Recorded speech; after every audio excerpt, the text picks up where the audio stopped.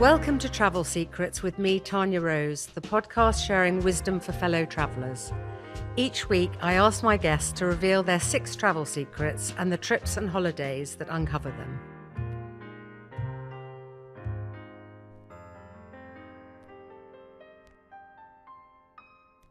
My guest today is the wonderful Skye McAlpine, cookery writer of 3 amazing books on food and entertaining. Food tastes better when shared with friends is her motto, and I totally agree, and that's very much the essence of this podcast. Her books Table in Venice, Table for Friends, and Table Full of Love are not only beautiful, but they're actually quite easy, and I am a terrible cook, so if I can do them, anyone can do them. Please go out and buy them. They are fantastic.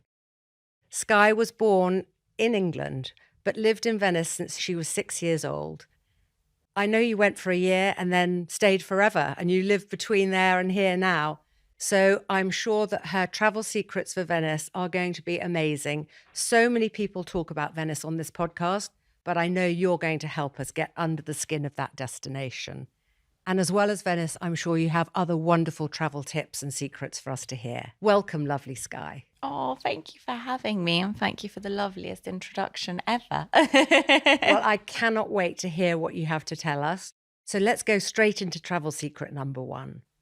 What is the number 1 destination that you think everybody should go to once in their lifetime? So I'm going to be incredibly boring and say Venice. And it feels like a little bit of a cheeky one because it is home for me and it's an odd choice for a travel destination. But I do think of all the cities in the world, and I know I'm biased, but it isn't like anywhere else. And it does have a magic, and it is a sort of time capsule of sorts.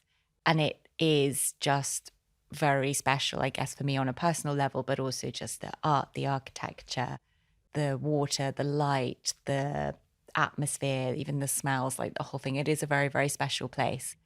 So I would encourage everybody who hasn't been already to go to Venice. And travel and Venice and Italy are very much part of who you are. Can you just give us an overview on, the fact that you were born in England and then you went to live there? Yeah, so my parents moved there kind of on a whim. They loved Venice and they used to holiday in Venice a lot. And my mother always said it was a city that kind of worked really well because they could go in the summer and she could go to the beach because, of course, there's the Ludot beach in Venice, which she loved doing. But my father kind of could never sunbathe or kind of go to a beach. So he would be happy and busy pottering around town and going to the shops and visiting galleries and things like that. So it was kind of a city that was unique in offering both. And they both loved Venice lots and loved going there on holiday. And then on a kind of a bit of a whim, decided to move there for a year. Well, the idea was sort of stay a year and then come back to England. But then we just never really left. I grew up there. I went to the local school. For me, it really does feel like home because I do have memories of course, life before 6, but kind of my core childhood memories really are from that age moving forward and all kind of really in some way or another centre around Venice. And then I kind of went to university in the UK where I met my now husband. And after university, he started work here in London. And I, at the time, was kind of doing a master's and then a PhD, and then I started writing. So my work has always been quite portable. So I sort of fell into this rhythm of living between the 2 cities because I didn't really And do you have a home still in Venice? Yeah. So we have a flat in Venice, which I love and feels very much like home. And then we have a home in London as well. So it's nice. It's a big contrast between the 2. And obviously you are the most amazing author and you write about cooking and going to one of your dinner parties is the most amazing experience that anybody could possibly have because your tablescaping is incredible, your attention to detail, but the food is always absolutely delicious, but very home cooked food. Did you get that from living in Italy? I think so. I think it's interesting. I'm obviously very interested in food because I'm a very greedy person and I happily chat about cake and puddings and delicious pasta for hours on end. But I often say food isn't about ingredients, it's about people. And I think it is. It's a fascinating lens through which to explore people, ourselves, our society, etc. And I often think it's a very personal story, what we eat. It's the most sort of personal thing that we have in a way, but it's also the most universal thing because we do all eat. If we don't eat, we die. So I'm very interested in this idea of food as a sort of cultural idea. And in Italy, it's very different from here in the UK.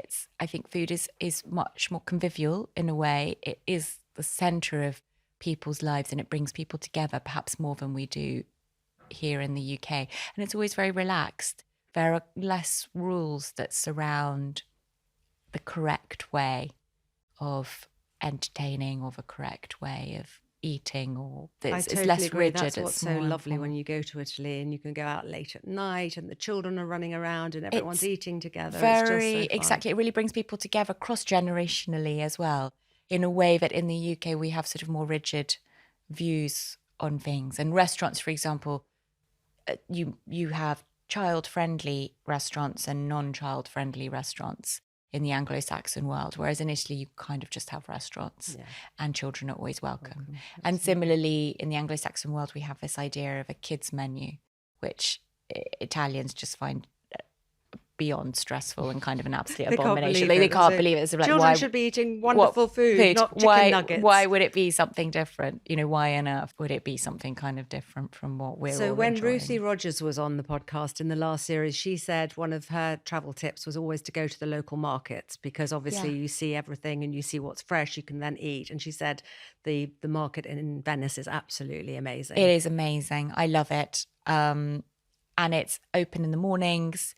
You kind of go, there are stalls, there's the fish section, the fruit and veg section.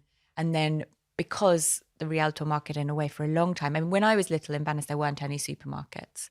There are a handful of small supermarkets now, but they're a relatively recent addition to the city. So growing up, the Rialto market is like our supermarket. And Venice is a small town, as you know. So nowhere is probably really more than 15, 20 minutes away from the Rialto anyway. It's quite a central location. So you kind of go there and there's the fruit and veg stalls and the fish and seafood stalls, which are fantastic. But also there are quite a few little shops that have sort of crept up over the years. So there's an amazing spice shop, Mascheri. There's a wonderful cheese and fresh pasta shop. There are a couple of great butchers. It's a couple of good bakeries. It's all kind of congregated in that area. How lovely. So you get all your and shopping going done. into the sort of localization of Venice, everybody knows Harry's Bar. Obviously, it's a very famous restaurant. But do you have any top restaurants that you think are very good for locals that you should go to, or bars? So, I mean, I always have my favourites. I kind of think Harry's Bar is a funny one because no one ever wants to say that Harry's Bar is their favourite because it is such an icon and so famous and so old, but it is really, really excellent. So I feel like it never makes it onto lists because it feels too unimaginative, but I love it. For something more affordable and more relaxed, I like going, for example, to Alla Madonna, which is another one. It's by the Rialto market that's been around for forever, and I feel like it feels quite like a sort of more not casual, like a more inexpensive Harry's Bar. Lovely. It's a different feel. It is more relaxed, but the way it's quite old fashioned and the waiters still wear white jackets. And the food is what Harry's Bar does that I absolutely love is the food is all proper sort of Italian comfort food. They don't zhuzh it up. They don't try and make it feel fancy. They just do exactly what you feel like eating. And Alla Madonna does their own kind of version of that. It's again, they sort of like, it's good spaghetti alle vongole. It's a really good. They do fantastic artichoke hearts just in sort of parsley and olive oil. They'll do like a nice cotoletta alla milanese, these sort of real classics, a good risotto with whatever's in season. I tell you one I like, and I don't know what you think about this. It's called, and I'm going to pronounce it so badly, alle Testiere. Yes, that's near my mother's house. It's a little restaurant, and a lot of fresh seafood. It's a shame to come to Venice and not be able to eat seafood, I must say, because it's a lot about the fish and the seafood. Yeah. Of course, there are lots of other delicious things to eat, but I think you do miss out if you can't. Seafood. Yeah. Let's go on to travel secret number 2. What is the most unexpected travel experience that you've ever had, or destination? Ooh, well, that's such a good one. I think traveling by nature is often quite unexpected, and that's part of the magic of it. But I was remembering recently one of our favorite family holidays, and this was quite a few years ago now. We rented a small house on Filicudi in the Aeolian Islands for a week, and we took sort of an epic journey. I mean, we could have been traveling to Madagascar because by the time we took the sort of Planes, trains, boats, automobiles, like the whole lot. But when we got there, it was absolute paradise. And one of the sort of frustrating things in Italy in the summer is because it's so magical and we all want to be there, it is very, very, very busy and crowded. It's hard to get away from people. But Filicudi, I think because it is the end of the world, you are away from people, and it kind of is this magical island, and the food was so delicious and amazing. Granita and ice cream for breakfast. The ice cream for breakfast, actually, I hadn't appreciated that in Sicily that's such a thing. So that was a real happy surprise. That was a happy, unexpected moment. Yeah, how lovely. Ice cream and for very breakfast, nice. Ice how cream for delicious. breakfast in a bun was absolute heaven. But every day. And you kind of rent these little boats and go swimming in the beautiful, beautiful sea. And it was really magic, and you kind of feel like you're at the end of the earth. And then on our last night there, we were walking up. So the house that we had rented was sort of, Filicudi is basically a mountain in the sea or a hill in the sea. And the house that we had rented was at the top. And the port or sort of sea is, at the bottom.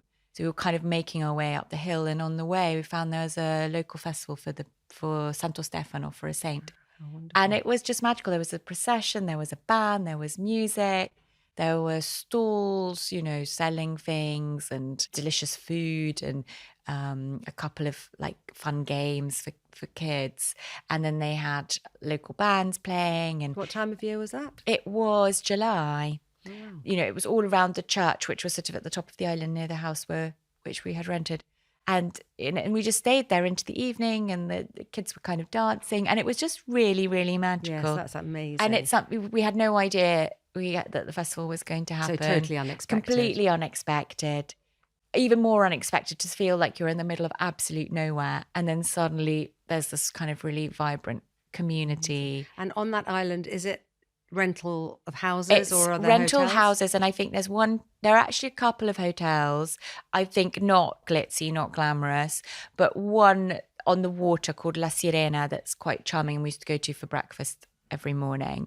I think very simple, I was going to say barefoot luxury, but maybe not even luxury, just very barefoot. Yeah, but to nice. kind of the magic of being somewhere in Italy and feeling like you could be in the outback in Australia. Very, very few people, very simple, even kind of getting food, quite hard to get fish or meat on the island because everything's brought in. There's just one that we found anyway, one little delicatessen shop that you can buy But from. that sounds heaven in But July. it's heaven in because July. And, you sort of eat fresh figs and buy, if they had ricotta, we'd buy ricotta. If they had mascarpone, we'd buy mascarpone. You had what they had on the day. You have what they had on the day. And actually, Sicily in July and August now, especially after White Lotus. Oh, I it's mean, if you go packed. to Taormina, you're absolutely... We went back a couple of years later, a friend who is from Sicily, and he has a family home on Lipari and also in the Aeolian Islands. And we went back for his wedding, and we stayed one night in Taormina. And I think this was actually the year before White Lotus, and it was insane. I mean, of course it's beautiful, but it was just so packed. So busy. It's like a traffic jam walking kind of from one street to the next. So travel secret number 3. What is the most overrated travel experience that you've ever had? That's a tricky one. I feel like sometimes there is a mismatch between expectations, especially I think now where we're all, we follow people on, things kind of look one way, and then you kind of get there and you're like, oh my gosh, it's not what I was expecting. But I had a stay in a hotel. I don't want to say because it feels mean, but I had a stay in a hotel recently, and I'd seen it's a very design focused hotel, and I'd seen lots of beautiful photos of it, and it kind of looked amazing. And then when I got there, the rooms were just so tiny and very uncomfortable. And the design is beautiful, but it just wasn't a practical design, and it wasn't wearing very well, and the service was sort of completely non-existent. And it felt like a real mismatch. Style over substance. It was style over substance. And then it was also style through kind of a camera lens versus style. Yeah, so very Instagrammable, as you very say. highly Instagrammable, and you could make it look amazing, but actually living in the space didn't meet those expectations. I went to a hotel in New York, again, I won't mention it, but a very design-oriented one. This is years ago. And my room was so small that I literally had to, when I got out of bed, there was no room to walk around to open the closet. And it was just unbelievable. This was similar. The room was so tiny, but there wasn't even a closet. Oh, really? And I kind of thought, gosh, I get it. It's all super beautiful colors. It looks amazing. But you need somewhere to hang your clothes if you're going to live in a space. I'm not saying a huge closet. Yes. But... And then on the opposite side of that, something which is absolutely amazing and totally lives up to expectation. And I'm actually going to say it, but I think you probably will agree with me. Pass à l'acqua. I was literally going to say that, and I thought, oh, it's really unoriginal, because I'm sure everyone who's been to say that says that. But I was so lucky to be at Pass à l'acqua for the opening weekend. And I kind of went, it was a lovely invitation, and I went with sort of no expectations. I sort of knew I was going to Lake Como, and Lake Como is very beautiful, but I didn't have sort of fun time. And I was just blown away. It was such magic. And I loved it so much. And I took my mother back there that September. I was like, you have to come and stay at this hotel. You are going to love it so much. It is so magical. It's an incredible, it's so magical. And the list of what's magical about it is everything from the attention to detail, to the design, to the setting, to the service, et cetera, et cetera, et cetera. But I think the thing in a way that I find most unique about it is it's a deeply luxurious place, possibly one of the most luxurious places I've ever stayed anywhere in the world. And yet somehow they make it feel like home. Yeah. It also feels really cozy. And I think that balance of grandeur and coziness is incredibly hard to strike. It's so difficult. And I think probably the reason for that is that Valentina, she is the owner, is that person. She makes everybody feel like they're coming home. Absolutely. And she's so warm and welcoming, and it feels incredibly genuine. And she cares so much, and her attention to detail. And also she's such a lovely and warm and wonderful person, and that shines through. But often when somewhere is grand or special or successful, there's an element of pretension about it, which is, completely deserved and fair enough, but does impact how it feels. And there isn't. There are no airs, no graces. It's just... And it was voted best hotel in the world last year. Deservedly. 100% deservedly, yeah. So let's go on to travel secret number 4. We've talked about food, and obviously in your world, as well as all of our worlds, food is the most important thing. I love your philosophy of bringing friends together and enjoying being together, as well as the taste of the food. Do you have any favourite restaurants or bars or meals that people should have? Or let's just talk about food for a little while. I could talk about food for a long while. I have favourites in Venice. One is lunch at Locanda Cipriani on Torcello, which is magic.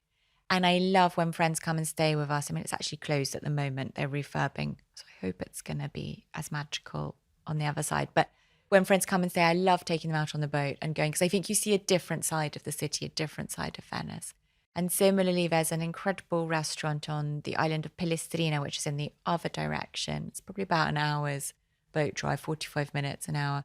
It's a long way, but you kind of, when you get there, it's a fishing island, so the wonderful fish and seafood, and you sit on this kind of pontoon and look out on the lagoon, and there's, emptiness, blue. It's beautiful. What's the restaurant called? It's called Da Celeste, and it's quite a special place. And I think both of those are special because, yes, the food is delicious, yes, it's fabulous, but also the setting feels incredibly unique, and you couldn't possibly be anywhere else. I will definitely go there when I'm going to Venice next, because Locanda Cipriani is also one of my favourites. It's I love absolute it, favourite. but sadly, this one sounds absolutely amazing. It is fantastic, and it is a trek to get there. But the trek, you're on a boat. It's kind of magical. That's part of Venice. it. Yeah, absolutely. That's part of it. That's wonderful. Thank you. That's a great tip. So, travel secret number 5. What is your best insider travel secret? So I was pondering this, and it's going to be just walk. And I know it sounds so obvious and so boring, but I think the best way to get to know any city or any place is if you can just kind of go out and amble around without a plan, or maybe make a loose sort of, oh, I want to try and end up vaguely in that direction. So I think you see cities especially, but places from a completely different perspective. I think so often when we're on holiday, we're so busy planning it out and hitting wish lists and checklists and must see and must do, that you're kind of, especially, driving from one place to another or being in a taxi, and you don't experience the city as someone who lives there. I think it's a wonderful thing. And also turn left instead of right. Or yes, if you're meant to be going that way, just go down the alleys and the things. Unexpected, like you were saying, and it's a different perspective. It's a much more human way of seeing the city, and just let yourself be led. Have you been anywhere where you have taken your own advice and said, and just okay, I'm going to walk? I quite often do it. So especially if I'm traveling by myself, I always do it. And if I'm just with my husband, we'll just kind of go out. But somewhere like Paris, for example, I think it's a great city to walk around because it's beautiful and you can walk for hours and see different sides. Otherwise, I'm always going to the same places because I have my favourites that I want to go to, of course. But adding a walk in, just sort of you discover other things on the way, and you find this little shop that you'd never heard of. Have you got any tips for Paris? I do, and I don't remember any of their names because they're all sort of tiny places like, oh, that was really cool, or this was great. I mean, we stumbled upon kind of a wonderful bakery that did sort of delicious pastries and lovely teas. I mean, they're all quite food focused. Yes, no, but that's what you're all about, isn't it? And I love Paris. I lived in Paris for 3 years, and you do go to the same places unless you do decide, right, I'm going to go to a totally different part of Paris today. I'm going to go to the flea markets that I've never been to, or I'm going to go to, I found the most amazing secondhand shop. And I will put this in the chat because I can't remember the name, but Joanna Lumley had been there on her travel show, and they had lovely Chanel jackets and things. And so I actually looked that out, and it was one of those really good ones. So unless she had actually pinpointed it, I would never have found it. But similarly, Florence, which I don't go to that often because I always think you're either a Florence person or a Venice person. So I never go to Florence without a reason. But we were in Florence on our way to stay with some friends in Tuscany a couple of years ago. And my husband is obsessed with plants, or he loves gardening and plants. And they have the wonderful collection of citrus fruit in the gardens there. So we went to gardens and it was so hot. So I kind of ended up having a lemonade in the shade, and he went off to look at all the citrus. And then we were walking to make our way to the station, and I stumbled across an incredible secondhand vintage shop where I found sort of stunning old Dior dress, for peanuts. I know. And they had, I'd happily, if we hadn't had a train to catch, I'd have happily I love vintage shops. And actually, I think you know this, we look after Buckingham Wilhelmi, the fasting clinic on Lake Constance, where you would not think you were going to find a vintage shop. There is the most amazing vintage shop. And a friend of mine recently went, and she phoned me and she said, I bought myself a fur coat. And I said, oh my what? Goodness. You've bought it? She said, I will never wear it because in this country you can't. But she just said it was just incredible. Again, I'll put that in the chat because it's a really great secondhand shop. Let's go on to travel secret number 6. What memory or holiday do you have that's poignant to you still today? I was thinking, and I went on a trip with a friend, David Pryor, years ago now. He organised a trip for a group of us to India and travelled around. And it was another one of those, I'd only been to India once before as a 15-year-old with my parents. Completely didn't appreciate it. I mean, as 15-year-olds rarely do. So I went on the trip and he was organising everything, and I was incredibly busy in the build-up to it. So I just sort of didn't really think about where we were going and what we were doing. I sort of knew where I was hanging out. And then we arrived, and as part of our itinerary, we spent 3 nights in Varanasi. Oh, yeah. And it's just the most incredible place. And I'm sure everyone says this, so it's not a particularly imaginative or innovative thought, but it was just the most incredible place that I've ever been, and very touching and very moving in a way that nothing else has moved me. Was there a particular festival going on at the time, or was it there just wasn't. the whole it thing? was just the business of Varanasi, effectively. I mean, it's a very overwhelming place for obvious reasons, but we walked around, and that's quite overwhelming. Incredible, but overwhelming. And then we a couple of times took boats rowboats along the water to the ghats where they burn the bodies. And that was incredible because it was very, very peaceful. And you're so physically close to death, which in Western culture is certainly, very alien. Even, when you go to a funeral, there's distance between you and the body. There's a coffin and there's physical distance. Everything's sort of so close and so intermingled. And I thought it would feel scary, but it doesn't feel scary. It feels very peaceful and very moving. And I'm sure even more so if it's your faith and you're a member of your community or your family. But even just as a total stranger, total outsider, it was very moving and thought-provoking. How wonderful. And I would highly recommend it. And I think it's probably somewhere you just need to, I don't feel like I need to go back. I mean, I'd love to go back. It's not like, but it is life. As naff as it sounds to say it is quite life-changing. Yeah. So finally, I asked you to bring a photograph that really means something to you and sums up travel. Can you just tell us about the photograph and what it means to you? Yes, this was a fun question because I kind of then went down a rabbit hole of my photos. And I found one from ages ago of me and my husband, and it must have been 2007 or 2008, so a while ago. And we actually travelled with my mother and a couple of family friends to Syria.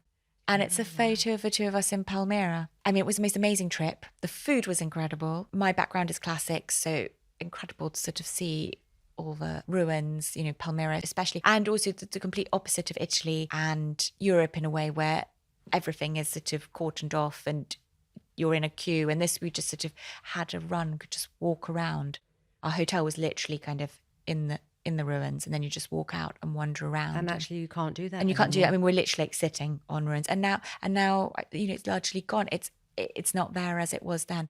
So I think for me, it's very special because it was a very special trip that we did. It was great fun. It was a very happy and inspiring trip, but also I guess it was a while ago, so we look a lot younger. It's like happy memories, but also it's just quite thought-provoking because it really is like, go if you can, if you have the opportunity to travel somewhere, to see something incredible, to see something beautiful. It's so easy, we're all so busy and we've got this and we've got that, and of course but if you can possibly go because who knows. Go now because who knows. When we went, I literally was like, I'd love to buy a house here. I never have imagined that we'd be where we are. Well, what a wonderful sentiment to finish on. Thank you so much, Skye. It's been wonderful hearing your travel secrets, and I am now going to hot-foot it to that island outside Venice. Well, please take me with you. I will. Thank you so much. Thank you for having me.